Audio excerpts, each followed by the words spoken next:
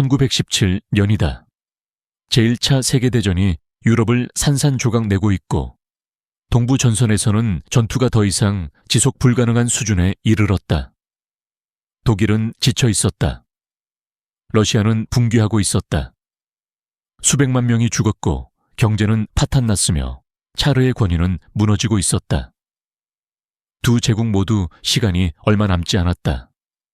독일은 기회를 포착한다. 러시아를 내부에서 혼란에 빠뜨릴 수만 있다면 동부 전선의 전쟁은 또 한 번의 대규모 전투 없이 끝낼 수 있었다. 이를 가능하게 할 인물이 한 명 있었다. 스위스에서 망명 중이던 급진 혁명가이자 공산주의자, 러시아 국가의 적 블라디미르 레닌이었다. 그래서 독일은 계산된 결정을 내린다. 레닌을 봉인 열차에 태워 유럽을 가로질러 곧바로 러시아로 돌려보낸 것이다. 목표는 단순했다. 러시아가 더 이상 싸울 수 없을 만큼 심각한 내부 위기를 촉발하는 것. 그 계획은 성공했다. 몇 달 만에 러시아 정부는 붕괴했다.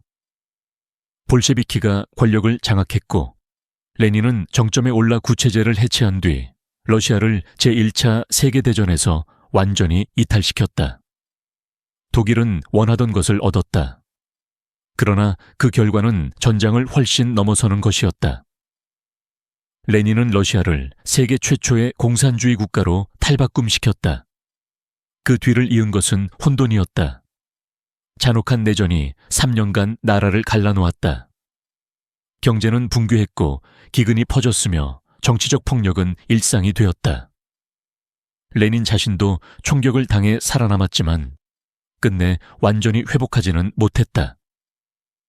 그가 마침내 사망했을 때 그가 남긴 나라는 지쳐 있었고 트라우마에 잠겨 있었으며 근본적으로 달라져 있었다. 죽기 전 레닌은 경고를 남긴다. 한 사람이 지나친 권력을 쥐는 것을 막으라고. 그 인물은 요제프 스탈린이었다. 그러나 레닌이 만든 체제는 그것을 불가능하게 했다. 스탈린은 당의 인사권을 장악했고 승진을 통제했으며 충성을 관리했다. 그리고 곧 모든 것을 통제하게 된다. 스탈린은 경쟁자들을 하나씩 제거했다. 어떤 이들은 체포되었고 어떤 이들은 사라졌으며 또 다른 이들은 역사에서 완전히 지워졌다. 1920년대 후반이 되자 그에게 도전할 사람은 아무도 남지 않았다. 스탈린은 5개년 계획을 추진하며 소련을 급속한 산업화의 길로 몰아넣었다. 국가는 막대한 인명피해를 대가로 주로 농업사회에서 산업강국으로 변모했다. 숙청, 강제 집단화, 기근으로 수백만 명이 목숨을 잃었다. 공포는 국가의 기반이 되었고 비판은 곧 사형 선고였다. 생존은 침묵에 달려 있었다. 그리고 또 하나의 전쟁이 찾아온다. 독일의 한 독재자가 소련을 침공해 군대를 러시아 깊숙이 모스크바 외곽까지 밀어붙였다. 소련은 다시 한번 벼랑 끝으로 내몰렸다. 그러나 이번에는 흐름이 바뀐다. 막대한 희생, 집요한 저항, 그리고 겨울 그 자체의 잔혹한 개입 속에서 붉은 군대는 침략자를 몰아내고 마침내 베를린까지 진격한다. 전쟁이 끝날 무렵 세계는 달라져 있었다. 미국, 영국, 소련은 동맹으로 함께 서 있었다. 옛 제국들은 사라졌고 새로운 초강대국들이 등장했다. 그리고 필요에 의해 맺어진 이 위태로운 동맹은 곧 훨씬 더 차가운 무언가로 바뀌게 된다.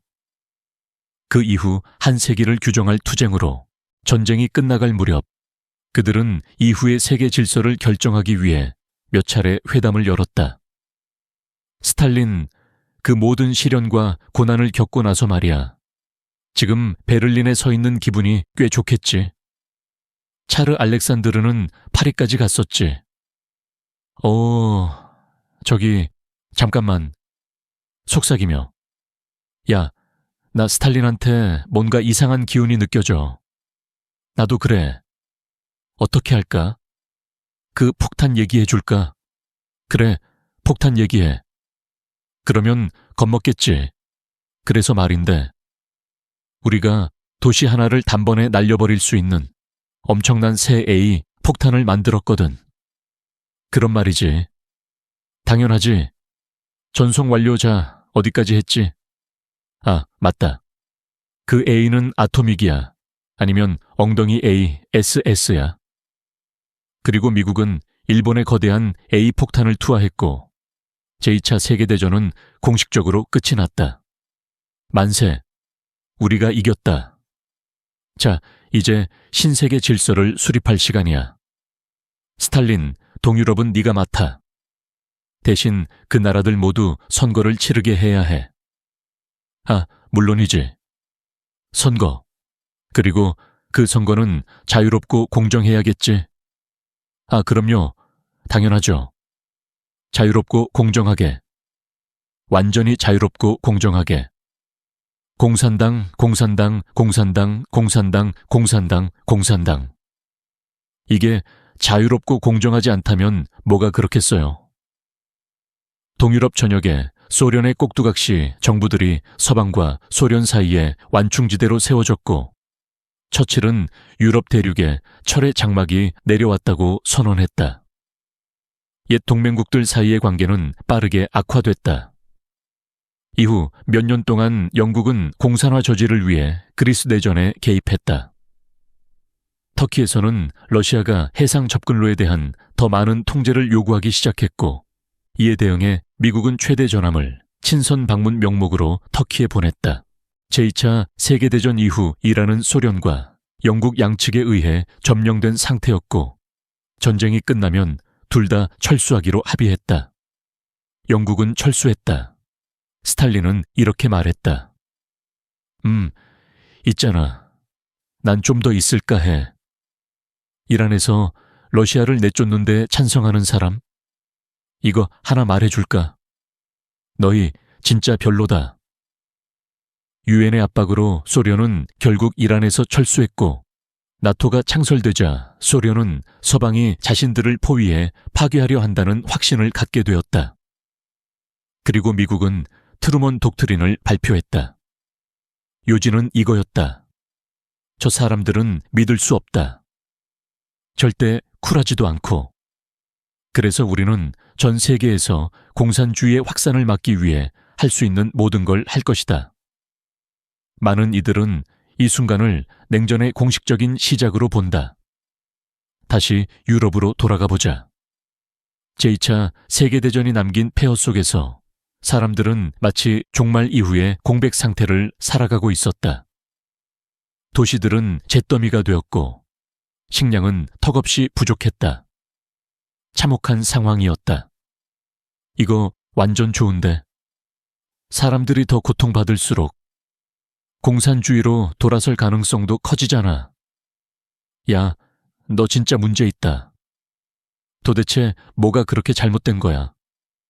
우리 아버지가 나를 엄청 가혹하게 벌 주셨거든. 미국은 상황을 파악했고 재빨리 움직였다. 마셜 플랜 아래 미국은 서유럽의 경제 회복을 위해 120억 달러를 지원했다. 스탈린의 동유럽 블록 국가들은 부러운 눈길로 이를 지켜봤다. 야, 체코슬로바키아. 경제 원조 좀 받을래? 응, 근데 엄마한테 먼저 물어봐야 해. 미안해, 미국. 나 못 가. 이는 유럽에서 자본주의와 공산주의가 벌이는 전면적인 경제 전쟁이었다. 만약 서방 국가들이 동방보다 더 빠르고 더 잘 발전한다면 그것은 곧 스탈린의 패배를 의미했다. 그래서 그는 이에 맞서 자신만의 경제 회복 계획을 세웠다. 이름하여 코메콘. 또한 코민포럼을 만들어 동유럽에 대한 정치적 통제도 강화했다. 그러나 이 경제전쟁이 가장 치열하게 벌어진 곳은 바로 베를린이었다. 소련 점령 지역 한가운데 무려 160km 이상 깊숙이 떨어진 이 도시는 연합국에 의해 분할되었고 서베를린은 여전히 서방의 통제 아래에 있었다. 동베를린 주민들은 자유롭게 서베를린으로 갈 수 있었고 그곳의 경제적 번영을 직접 목격하며 이렇게 생각했다. 이 공산주의라는 게 그렇게 좋은 것만은 아닌데? 오늘 밤은 좀 놀아볼까? 문을 열고 불을 켠다. 늦게 들어왔군. 스탈린, 그냥 친구들이랑 좀 놀다 왔어요. 친구? 자본주의 냄새가 나는군. 또 제국주의적 타락에 빠져 있었지. 맹세컨대 이반, 나 이제 이런 생활 못하겠어. 스탈린은 서방을 몰아내고 싶어 했다. 그래서 이렇게 말했다. 야, 맞다. 서베를린으로 가는 보급로 전부 봉쇄할 거야. 이제 어쩔 건데? 그럼 비행기로 보급하면 되겠네. 알겠어, 트루먼. 이번 판은 네가 이겼다. 베를린 공수작전은 엄청난 규모의 작전이었고 서방연합국의 대성공으로 끝났다. 결국 스탈린은 서베를린 봉쇄를 해제했다. 그의 공격적인 행동은 서방을 불안하게 만들었지만 다음 사건만큼은 아니었다. 원자폭탄 폭발 소련이 자체적인 핵폭탄을 개발한 것이다. 미국은 더 이상 핵 독점을 유지하지 못했다. 이제 전 세계는 두 초강대국 사이에 전면전이 벌어진다면 그 파괴력이 상상을 초월할 것임을 알게 되었다. 그래서 스탈린이 이렇게 말했을 때 잠깐이나마 안도감이 들었다. 소련과 서방 사이의 전쟁은 일어날 가능성이 낮다고. 아니지. 피할 수 없다고 말했다. 야, 나 오랜만에 안부 안 물은 친구가 있네. 내 좋은 친구 중국 말이야. 와, 너희한테 무슨 일이 있었던 거야? 중국에서 벌어진 일은 1927년부터 이어져 온 전면적인 내전이었다.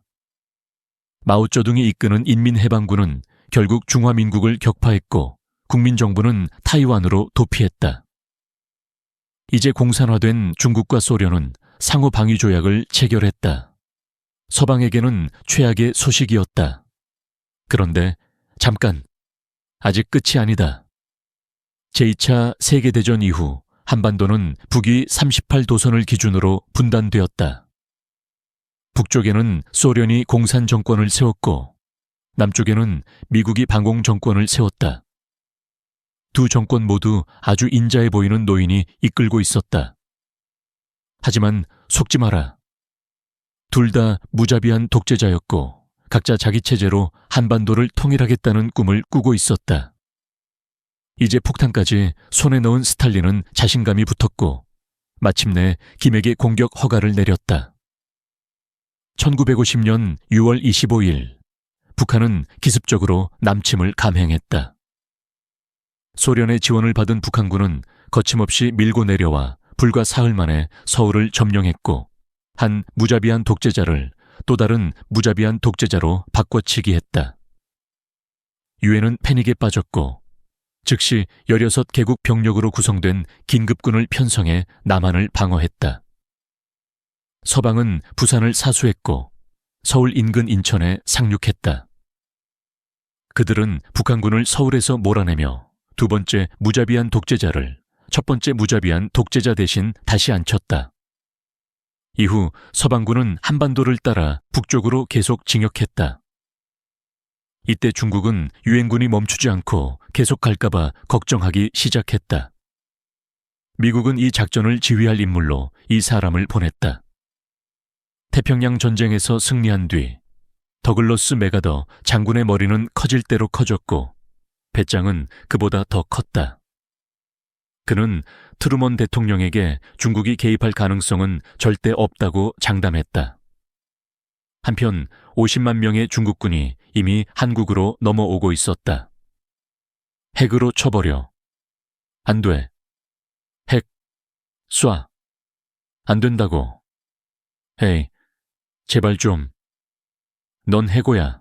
미국은 핵 사용을 검토했지만 소련도 이미 핵을 보유한 상황이었기에 전면적인 세계 파멸을 감수할 수는 없었다. 공산군은 서방을 거의 출발선과 동일한 지점까지 밀어붙였고 전쟁은 교착 상태에 빠졌다. 이 상태는 양측이 마침내 2018년에 평화 정착을 향해 합의할 때까지 이어졌다. 미국으로 돌아오면 미국인들은 공산주의에 강경한 새 대통령을 원했다. 그래서 제2차 세계대전의 유명한 장군 아이젠하워를 선출했다. 그는 진짜 그리기 어렵다. 때는 1953년. 스탈린, 요즘 어때? 아, 죽었네. 뇌출혈이었다. 그의 공포정치가 결국 자기 발등을 찍은 셈이다. 왜냐하면 그는 유능한 의사들을 전부 감옥에 가둬버렸고 남아있던 의사들조차 너무 무서워서 그를 치료하지 못했기 때문이다. 새 지도자 니키타 흐르쇼프는 회의를 소집해 이렇게 말했다. 얘들아, 스탈린이 우리가 아무것도 안 했는데도 감옥에 가두고 죽이던 거 기억하지? 응, 그 사람 좀 개자식이었어. 헉, 맙소사. 이게 왜 새삼스러운 소식인지 모르겠네. 흐르쇼프는 달 스탈린화를 추진했다. 스탈린 동상은 철거되었고 스탈린그라드는 개명되었다. 그는 소련 사람들이 행복해지길 원한다며 더 큰 자유를 허용하겠다고 발표했다. 그 결과는 어땠을까? 동독의 봉기는 잔혹하게 진압되었다. 헝가리 혁명도 잔혹하게 진압되었다. 폴란드의 시위 역시 잔혹하게 진압되었다. 물론 아주 약간의 개혁은 허용되긴 했다.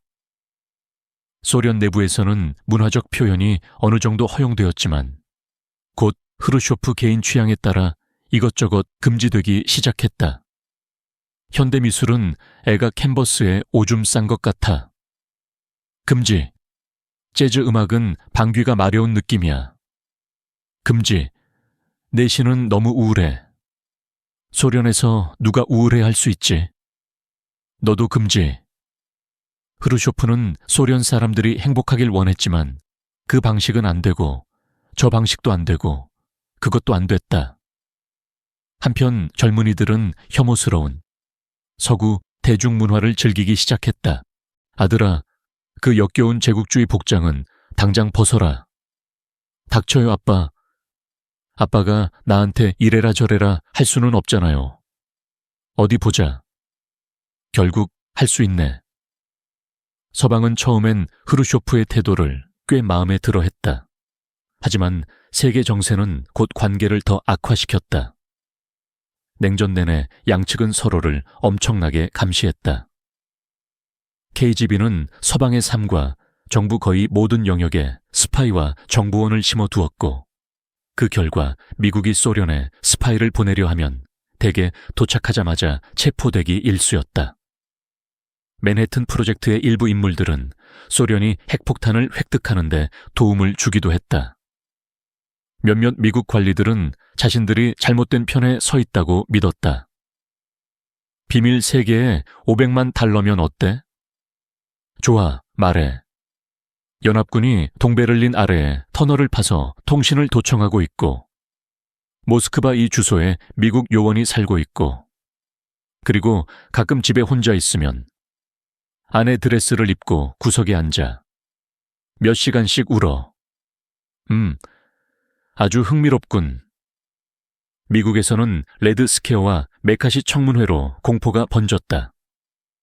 공산주의에 대한 두려움이 사상과 표현의 자유와 충돌하면서 미국적 가치가 흔들렸고 공산주의자라는 말은 사람들이 싫어하는 모든 것에 갖다 붙이는 유행어가 되었다. 할리우드? 공산주의자. 옆집게? 공산주의자. 장바구니 10개 들고 있는데 계산원이 봉투 필요하냐고 물어본다고? 공, 산, 주, 의, 자. 하지만 미국이 소련보다 우위를 점한 분야가 하나 있었는데 바로 첩보 기술이었다.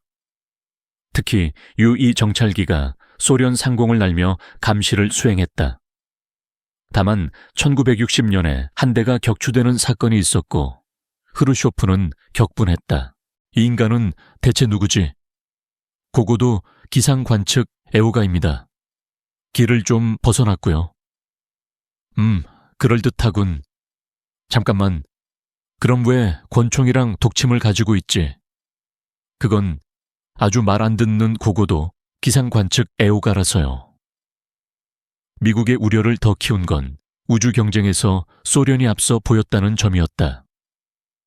소련이 세계 최초의 인공위성을 쏘아 올리자 모두가 충격에 빠졌고, 이어 실제로 사람을 우주로 보냈다. 유리 가가린. 더 나쁜 건 소련이 미사일 전력에서도 앞서 있다는 인식이 퍼졌다는 점이었다. 흐루쇼프는 너무 자신만만해서 리처드 닉슨 부통령이 참석한 가운데 모스크바의 미국 기술 전시회를 열도록 허용하기까지 했다. 이거 봐요. 컬러 TV입니다. 그래도 우리는 우주에 갔고 거대한 핵무기로 당신들을 쓸어버릴 수 있죠. 이 야채 필러도 보세요. 양측이 원자폭탄을 수소폭탄으로 업그레이드하면서 긴장은 더 높아졌다. 그리고 1955년 서독의 나토 가입이 허용되자 흐루쇼프는 바르샤바 조약기구를 창설해 소련과 위성국들의 군사적 결속을 강화했다. 1960년 미국인들은 공산주의에 강경한 새 대통령을 원했고, 그래서 존 F 케네디를 선출했다. 소련은 기술을 발전시키고 있었지만 국가 재정은 말라가고 있었고 돈은 전부 군대로만 들어갔다. 국민을 위한 몫은 없었다. 공산주의 아래의 삶은 여전히 힘들었고 베를린은 여전히 소련의 골칫거리로 남아있었다. 서방의 경제적 번영과 동방의 침체 사이의 대비는 날이 갈수록 더욱 분명해졌고 동베를린 주민들은 여전히 자유롭게 서베를린으로 이동할 수 있었다. 이제 많은 사람들이 그대로 서방에 남기로 결정했다. 수백만 명이 서베를린을 통해 서독으로 탈출하면서 동독의 공장들은 노동력을 잃었고 경제는 심각한 타격을 입었다. 소련 지도부는 이 상황이 더 이상 계속될 수 없다고 판단했다. 먼저 흐루쇼프는 이렇게 시도했다. 서베를린에서 떠나라. 그렇지 않으면 뭐? 그렇지 않으면 내가 정말 화낼 거다. 아니요. 우리는 남겠습니다. 잘 들어요. 서베를린은 우리 것이고 동베를린은 당신들 것입니다. 그게 현실이에요. 케네디는 미국의 결의를 보여준 것 같아 만족했다. 하지만 잠깐. 방금 뭐라고 했지? 다시 생각해보자. 동베를린은 당신들 것이라고? 이 말은 곧 미국이 소련이 동베를린에서 무엇을 하든 개입하지 않겠다는 뜻이었다. 그래서 흐루쇼프는 새로운 아이디어를 떠올렸다. 벽을 하나 세우자. 아주 크고 멋진 벽을. 속삭임. 각하, 그건 멕시코인을 막는 게 아니라 동베를린 사람들을 가두는 겁니다. 아, 그렇군. 그럼 동베를린 사람들을 안에 가두는 벽이군. 1961년 8월 13일, 베를린 시민들은 아침에 눈을 뜨자 철조망과 무장 경비병으로 도시가 둘로 갈라진 모습을 보게 되었다. 시간이 지나면서 도시 전역에 장벽이 세워졌다. 가족들은 갈라졌고 수천 명이 목숨을 걸고 탈출을 시도했으며 수백 명이 그 과정에서 목숨을 잃었다. 서방은 이를 막을 수 없었고 이는 베를린 시민들에게 깊은 절망을 안겼다. 그러나 이 장벽은 공산주의 체제의 실패를 적나라하게 보여주었다. 케네디는 이렇게 말했다. 민주주의는 완벽하지 않다. 하지만 우리는 국민을 안에 가두기 위해 벽을 세운 적은 없다. 양측의 합의에 따라 미국 외교관들은 여전히 동베를린을 오갈 수 있었지만 동베를린 검문소 경비병들이 문제를 일으키기 시작했다. 이에 케네디는 강경하게 대응했고 1961년 10월 미국은 체크포인트 찰리에 전차를 배치했다. 소련도 전차를 맞배치하며 양측은 대치 상태에 들어갔다. 16시간 동안 전차들은 서로를 겨누었고 전 세계는 핵전쟁의 문턱에서 숨을 죽였다. 다행히 케네디가 직접 흐루쇼프에게 전화를 걸었다. 이거 너무 위험해지고 있어. 당신이 전차를 1인치 물리면 우리도 물리겠어. 좋아. 그럼 한 인치 더. 그래. 그렇게 두 사람은 아주 조금씩 인류를 파멸해서 멀어지게 했다. 휴, 이게 내 임기 중 가장 큰 위기였으면 좋겠네. 그렇지 않았다.